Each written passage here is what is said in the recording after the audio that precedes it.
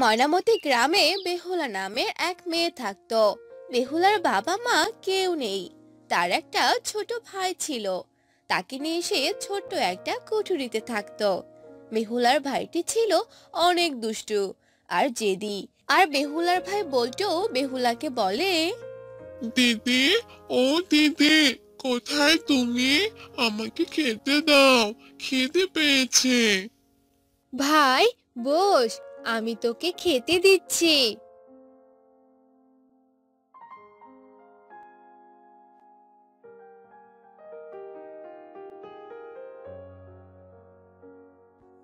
এরপর বেহুলা ঘরে থাকা একটু পান্তা ভাত বল্টুকে খেতে দেয়।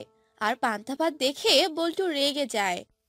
একে দিদি, তুমি আমাকে এসব কি খেতে দিলে? কেন রে ভাই, ঘরে যে এই পান্তা ভাত ছাড়া আর কিচ্ছুটি নেই। লক্ষ্মী ভাই আমার, এই পান্তা ভাতটুকু খেয়ে নে। না দিদি, এসব আমি খাবো না। রোজ রোজ একই খাবার খেতে আমার আর ভালো লাগে না। এরপর বল্টু না খেয়ে খেলতে যায়। এদিকে বেহুলা মন খারাপ করে বলতে থাকে, কি যে করি, ভাইটাকে একটু ভালো মন্দ খাওয়াতেও পারি না। এদিকে যে কোনো কাজই পাচ্ছি না। আজ একটু রোহিণী মাসির বাড়িতে যাব, দেখি কোনো কাজ পাই কিনা।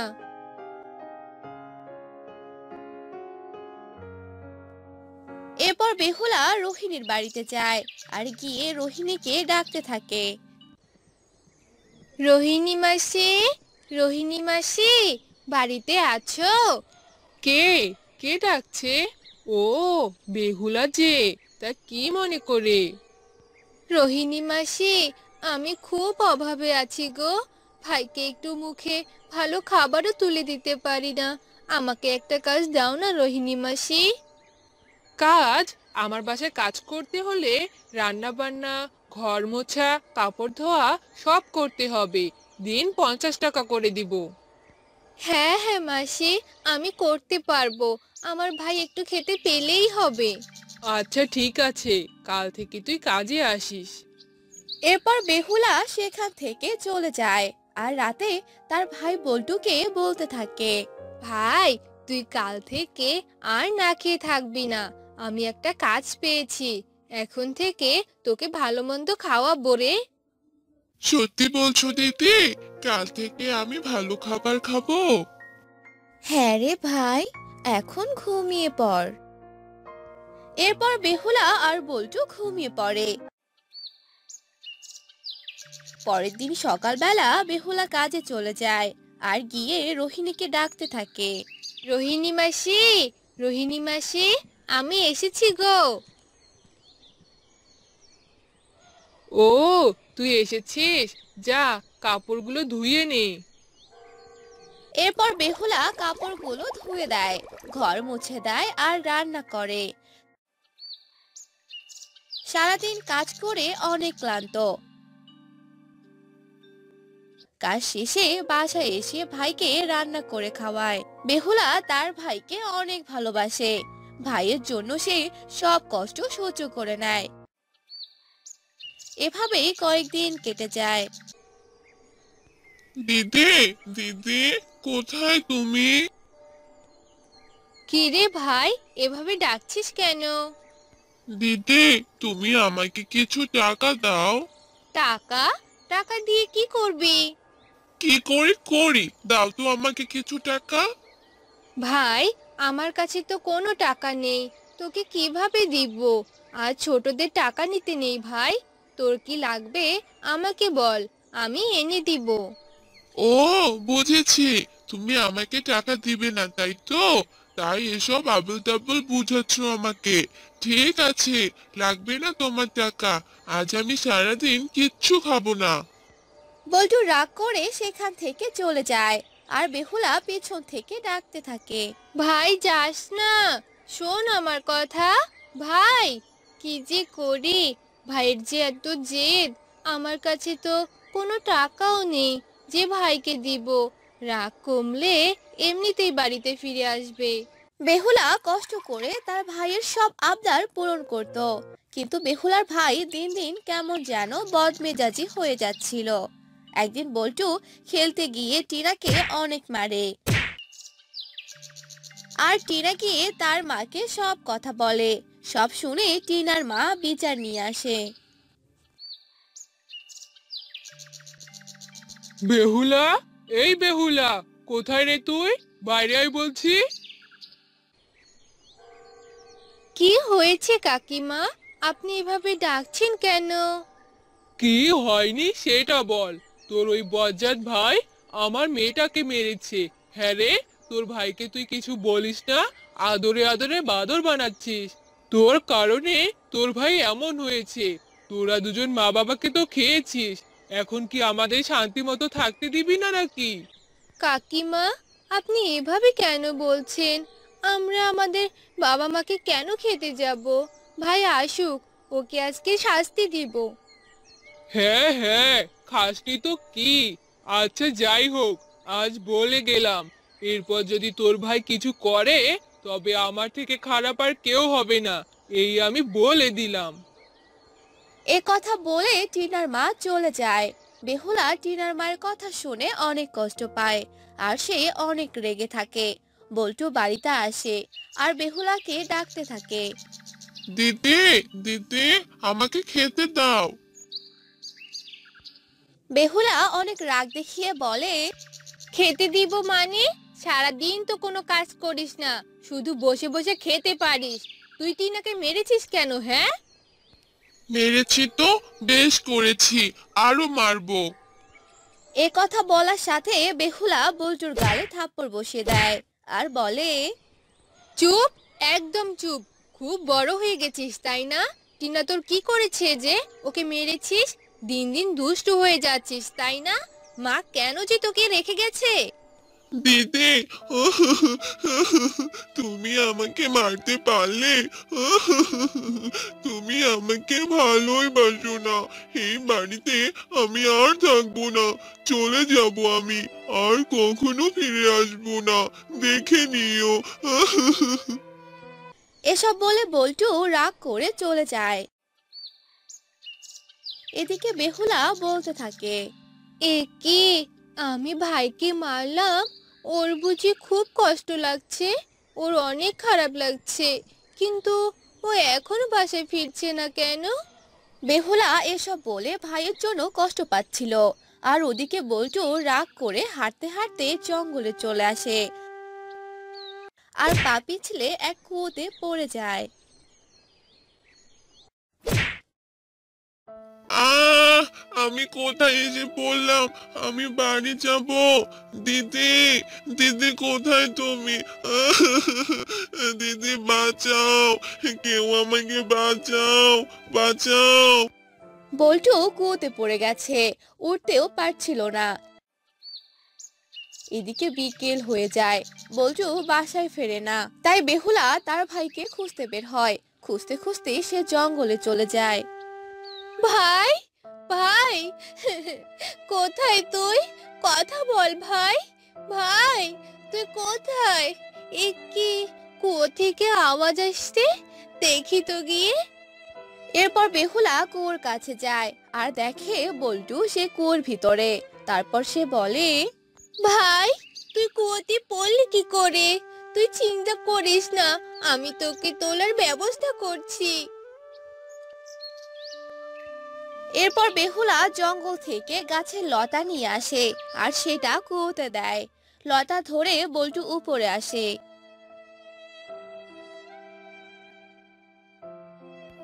দিদি, তুমি এসে গেছো। কাঁদিস না ভাই, চল, বাড়িতে চল। দিদি, আমি আর তোমার সাথে কখনো রাগ করবো না, তোমার সব কথা শুনবো দিদি। বল্টু তার ভুল বুঝতে পারে আর তার দিদির সাথে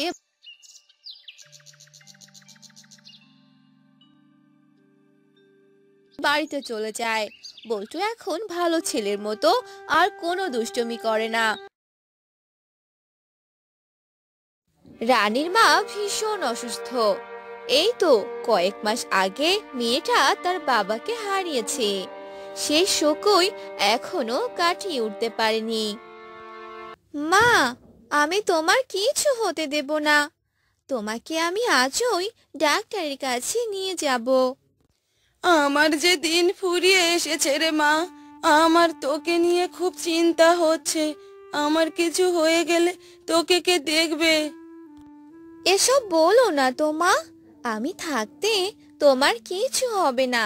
তুমি একটু শুয়ে থাকো, আমি এখনই আসছি। একা একা কোথায় যাবি? যাস নে মা, যাস নে। মায়ের কথা উপেক্ষা করে রানী দৌড়ে ডাক্তারের কাছে যায়। ডাক্তার বাবু, ডাক্তার বাবু, আমার মাকে বাঁচান। শান্ত হয়ে বসো এখানে, এরপর বলো। ডাক্তার বাবু, আমার মায়ের যে খুব অসুখ। আমার কাছে টাকা নেই, তাই গ্রামের অন্য কোনো ডাক্তার আসে না। আমি আপনার কাছে হাত জোড় করছি, আপনি না বলবেন না? আমরা হলাম ডাক্তার, আমাদের কাছে সেবাই ধর্ম। চলো আগে তোমার মাকে দেখে আসি।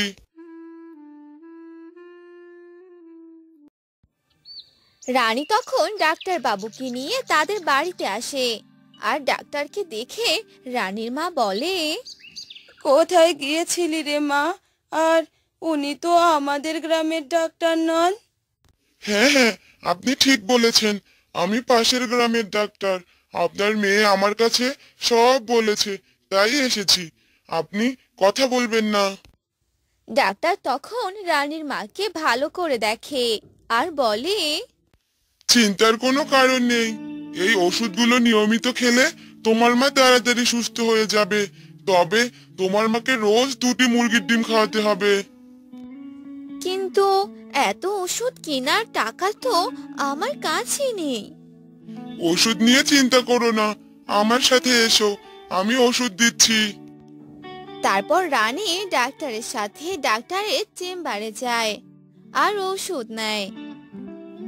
আপনাকে অনেক ধন্যবাদ ডাক্তার বাবু। ধন্যবাদ দিতে হবে না, তোমার মতো লক্ষ্মী মেয়ের সাহায্য করতে পেরে ভালোই লাগছে। তারপর রানী চেম্বার থেকে বেরিয়ে হাঁটতে থাকে আর ভাবতে থাকে, ঔষধের ব্যবস্থা তো হলো, কিন্তু প্রতিদিন 2টো করে ডিম কোথায় পাবো? এসব ভাবতে ভাবতে রানী একটি বড় গাছের নিচে বসে কান্না করতে থাকে। পাশ দিয়ে যাচ্ছিল একজন দেবী। এত করুণ সুরে কে কান্না করছে এই গাছের নিচে? গিয়ে দেখি তো। দেবী তখন মানুষের রূপে আসে আর বলে, এই মেয়ে, কে তুমি? আর এখানে বসে এভাবে কান্না করছো কেন? রানী তখন উঠে দাঁড়ায় আর মেয়েটিকে সব ঘটনা খুলে বলে। সব শুনে মেয়েটি দেবীর রূপে ফিরে আসে। কে কে কে তুমি? আমি হলাম অন্যের দেবী। এই পথেই যাচ্ছিলাম, কিন্তু তোমার এমন করুণ কান্না আমার হৃদয় ব্যথিত করেছিল, তাই তো তোমার কাছে এলাম। তখন দেবী জাদু শক্তি দিয়ে কয়েকটি বড় এনে রানীর হাতে দেয়। এই নাও, এখান থেকে একটি বড়ই তোমাদের বাড়ির ফাঁকা স্থানে রোপণ করবে, আর বাকিগুলো তোমার মাকে খাওয়াবে। দেখবে তোমার আর কোনো কষ্ট থাকবে না। কথা বলে দেবী সেখান থেকে অদৃশ্য হয়ে যায়। আর রানী বাড়িতে এসে দেবীর কথা মতো একটি বড়ই উঠোনে রোপণ করে। মা, এই নাও বড়ই। তুই এই অসময়ে বড়ই কোথায় পেলি রে মা? তারপর রানী তার মাকে সব ঘটনা খুলে বলে। সব শুনে রানীর মা খুব খুশি হন আর বড়ইগুলো খেয়ে নেন। সেদিনের মতো তারা ঘুমিয়ে পড়ে। ভোরে তাদের ঘুম ভাঙে মুরগির ডাকে। এত সকালে আমাদের বাড়িতে মুরগি ডাকছে? হ্যাঁ মা, তাই তো শুনছি। তুমি শুয়ে থাকো, আমি বাহিরে গিয়ে দেখছি। রানী বাহিরে গিয়ে যা দেখলো তাতে তার চক্ষু চড়ক গাছ। কালকে যেখানে বড়ই রোপণ করেছিল সেখানে অনেক বড় একটি বড়ই গাছ হয়েছে, আর সে বড়ই গাছে অনেক মুরগি। মা, ও মা, তাড়াতাড়ি বাহিরে এসো, দেখো কি কাণ্ড। কিরে, কি হলো আবার? দাঁড়া, যাচ্ছি আমি। রানীর মা বাহিরে বেরিয়ে দেখে বড়ই গাছে মুরগি, একটা না দুইটা না অনেকগুলো। এ কি কাণ্ড! এ তো অবিশ্বাস্য। মা দেখো, গাছের নিচে কত ডিম পড়ে আছে। তাই তো দেখছি। তার মানে সবই ওই দেবী মায়ের আশীর্বাদী বড়য়ের কাজ। আজ থেকে তুমি রোজ দুটো করে ডিম খেতে পারবে আর তাড়াতাড়ি পুরো সুস্থ হয়ে যাবে। এত ডিম তো খেয়ে শেষ করা যাবে না। হ্যাঁ মা, বাকি ডিমগুলো আমরা বাজারে বিক্রি করব। দেবী মা বলেছিল এই বড়ই আমাদের সব কষ্ট দূর করবে। রানী আর তার মা মিলে ডিমগুলো একটি ঝুড়িতে উঠালো। এবার এগুলো নিয়ে বাজারে জামা। দ্রব্যমূল্যের এত ঊর্ধ্ব গতিতে তুই যদি কম দামে এগুলো বিক্রি করিস, এতে গরিবরা উপকৃত হবে আর আমাদেরও কিছুটা উন্নতি হবে। তুমি ঠিক বলেছ মা, এবার সত্যি বুঝি আমাদের সব কষ্ট দূর হয়ে যাবে। তুমি তোমার খেয়াল রেখো মা, আমি আসি। এরপর রানী ডিমগুলো নিয়ে বাজারে যেতে থাকে আর রানীর মা ঘরে যায় আর দুটো ডিম সিদ্ধ করে খেয়ে নিল। এভাবে রোজ ডিম আর ওষুধ খেয়ে রানীর মা সুস্থ হয়ে গেল। একদিন, মা, গাছে মুরগি চাষ করে আজ আমাদের অবস্থার এমন উন্নতি হয়েছে। এখন আমাদের একটা কাজ করা উচিত। কি কাজ? আমাদের গাছের মুরগি থেকে পাওয়া ডিম শুধু একা খাওয়া উচিত নয়। টাকার কারণে যারা ডিম খেতে পারে না তাদের আমরা বিনামূল্যে ডিম দেব। তাহলে দেবী মায়ের দেওয়া আশীর্বাদের আমরা সঠিক ব্যবহার করব আর দেবী মাও খুব খুশি হবেন।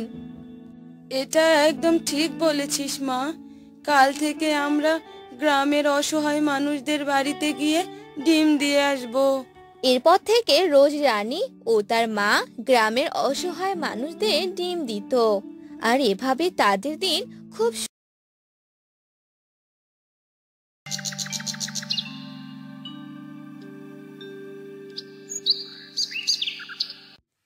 রামপুর গ্রামে হাসি নামের এক মেয়ে তার সৎ মায়ের সাথে থাকতো। হাসির সৎ মা ছিল অনেক অত্যাচারী। হাসিকে দিয়ে সে সব কাজ করিয়ে নিত। হাসি দেখতে ছিল অনেক কালো। হাসি যখন ছোট তখন তার মা মারা গেছে। এরপর হাসির বাবা বিয়ে করে নিয়ে আসে। হাসির সে সৎ মা কখনো হাসিকে আপন করে নেয়নি। একদিন, হাসি, এই হাসি, কোথায় রে তুই? নবাবজাদি এখনো পড়ে পড়ে ঘুমাচ্ছিস নাকি? হ্যাঁ, কই রে?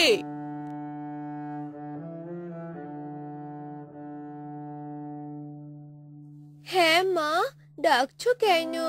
আমি একটু ঘুমিয়েছিলাম। কি লাগবে মা, বলো।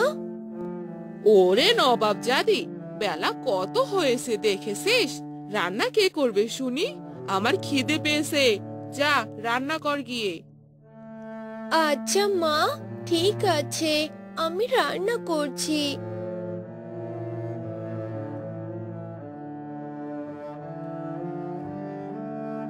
এরপর হাসি রান্না করতে যায় আর হাসির সৎ মা পায়ের উপর পা দিয়ে খায়। হাসির বাবা শহরে থাকে, সে এ বিষয়ে কিছুই জানতো না। একদিন হাসি রাস্তা দিয়ে হাঁটছিল। তার সাথে গ্রামের এক কাকিমার দেখা হয়। কি রে হাসি, কোথায় যাচ্ছিস? সকাল সকাল তোর এই মুখখানা আমাকে দেখালি? তোর জন্য আমার এখন দিনটাই মাটি হবে। কাকিমা, তুমি কেন এভাবে বলছো? আমি আবার কি করলাম? আমি তো বাজার করতে যাচ্ছি। কি করলি মানে? তোর এই কালো মুখ যে অশুভ রে অশুভ। যা যা, দূর হ এখান থেকে। হাসি অনেক মন খারাপ করে সেখান থেকে চলে যায় আর গ্রামের কাকিমা রাস্তা দিয়ে যেতে থাকে। হঠাৎ সে পা পিছলে কাদাতে মুখ থুবড়ে পড়ে যায়। A C C C C C, এটা কি হলো? আমার তো পুরো গায়ে কাদা লেগে গেছে।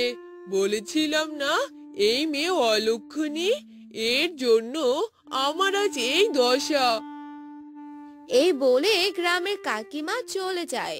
গ্রামের সবাই ভাবতো হাসির মুখ অশুভ, কেউ যদি তাকে দেখে তার অমঙ্গল হয়। হাসি পুকুর পাড়ে বসে কাপড় কাচ্ছিল, তখন সেখানে পুকুরের মালিক মোড়ল আসে।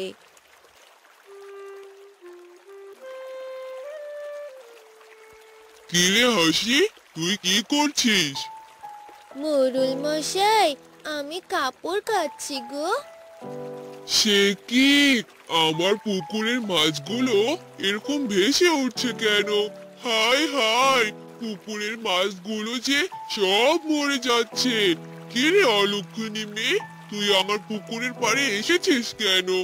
আজ তোর জন্য আমার পুকুরে সব মাছ মরে যাচ্ছে। এতদিন শুনেছিলাম, এখন তো নিজ চোখে দেখলাম। দূর হ এখান থেকে। অলক্ষণী একটা মেয়ে নিজের বাপ মাকে খেয়েছে, এখন আমাদের জ্বালাতে এসেছে। দূর হ এখান থেকে বলছি।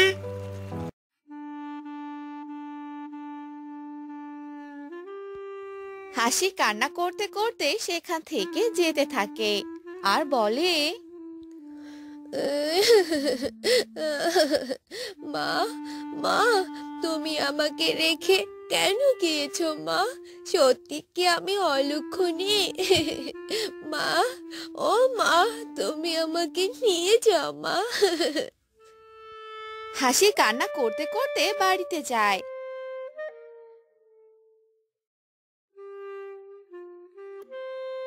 আর সব কাপড় কাচা হয়নি জন্য হাসির সৎমা অনেক রেগে যায়। হ্যাঁ রে, কোথায় গিয়েছিলি তুই? কাপড় তো দেখছি সব ময়লাই আছে। মা, আমি মোড়ল মশাইয়ের পুকুর পাড়ে কাপড় ধুতে গিয়েছিলাম, কিন্তু ওনার পুকুরে সব মাছ মারা যাচ্ছে। উনি আমাকে অনেক বকাবকি করে তাড়িয়ে দিয়েছে মা। আমি কিভাবে কাপড়গুলো ধুবো মা?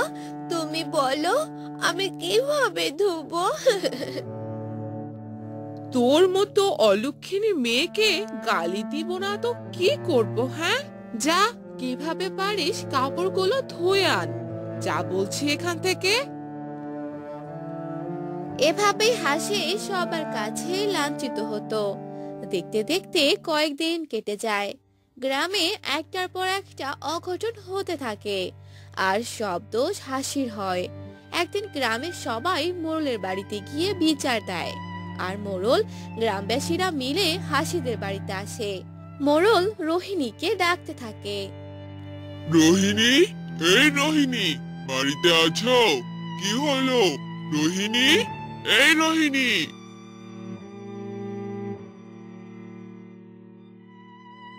কে কে ডাকছে? ও মোড়ল মশাই, এ কি, গ্রামের সবাই আমার বাড়িতে কেন? হ্যাঁ আমি। তোমার সৎ মেয়ের কারণে গ্রামে অমঙ্গল হচ্ছে। গ্রামে সবাই আমাকে অভিযোগ করেছে। এক্ষুনি ওকে এই গ্রাম থেকে চলে যেতে হবে, না হলে আমি তোমাকে আর তোমার মেয়েকে এই গ্রাম থেকে তাড়িয়ে দিব। এই বলে দিলাম। গ্রামে বাচ্চারা চুরি হচ্ছে, একটাও পশু প্রাণী নেই, সব উধাও হয়ে যাচ্ছে। গ্রামে যে অমঙ্গলের তাণ্ডব চলছে। তোমরা কি চলে যাবে, নাকি ঘর ধাক্কা দিয়ে বের করে দিব? কিন্তু মোড়ল মশাই, আমি কি করেছি? আপনি আমাকে কেন এভাবে বলছেন? আমি কালো, এটা কি আমার দোষ? চুপ অলক্ষণী, একটা কথা বলবি না। এই সোজা আঙ্গুলে ঘি উঠবে না, ওদের তাড়িয়ে দাও। না না মোড়ল মশাই, আমাকে তাড়িয়ে দিবেন না। এই অলক্ষিনী মেয়ে, তোর জন্য কত বড় কথা শুনতে হচ্ছে। যা, এই গ্রাম থেকে বের হয়ে যা বলছি। মাটাকে তো খেয়েছিস, এখন আমাদের সবাইকে খাবি নাকি? দূর হয়ে যা। মা, আমি কি করেছি? কোথায় যাব আমি? আমার যে কেউ নেই, আমাকে তোমরা তাড়িয়ে দিও না। দয়া করো আমাকে, তোমরা আমাকে কেউ তাড়িয়ে দিও না। এই মেয়ে, বেশি কথা না বলে দূর হ। এই গ্রাম থেকে তুই দূর হ, তোর জন্য আমরা কেউ শান্তিতে থাকতে পারছি না।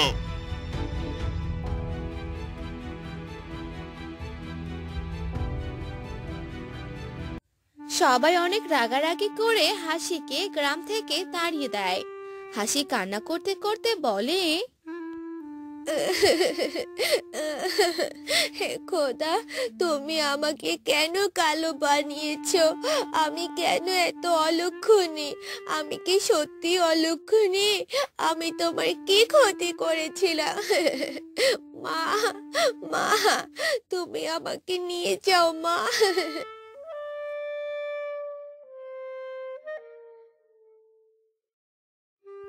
এরপর হাসি যখন কান্না করতে করতে জঙ্গলের পথ দিয়ে যাচ্ছিল, তখন সে গুহার ভেতর থেকে অট্টহাসি শুনতে পায়। আরে, কে এভাবে হাসছে? দেখি তো গিয়ে। ওই গুহা থেকে হাসি শব্দ আসছে মনে হয়।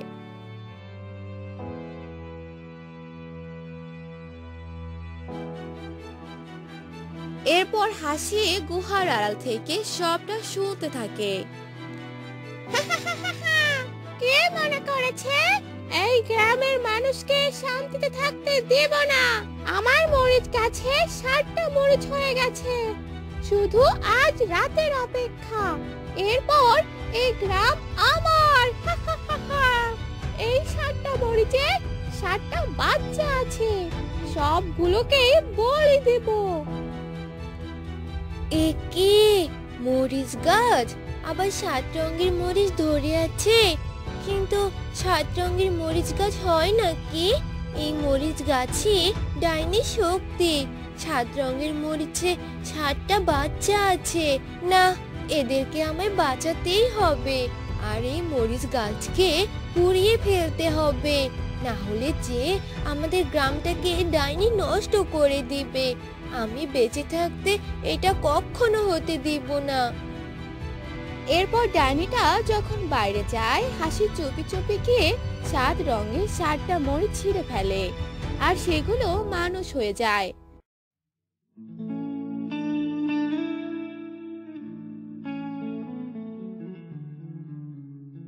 ডাইনি টের পেয়ে তার গুহায় আসে।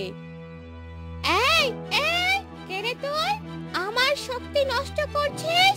আমার 7 রঙের মরিচ কোথায় গেল? ডাইনি যখন এসব বলছিল, হাসি মরিচ গাছে আর ডাইনির গায়ে আগুন লাগিয়ে দেয়। ডাইনি সেখানেই মারা যায়। এরপর হাসি সে বাচ্চাগুলোকে গ্রামে নিয়ে গিয়ে তাদের মায়ের কাছে ফিরিয়ে দেয়।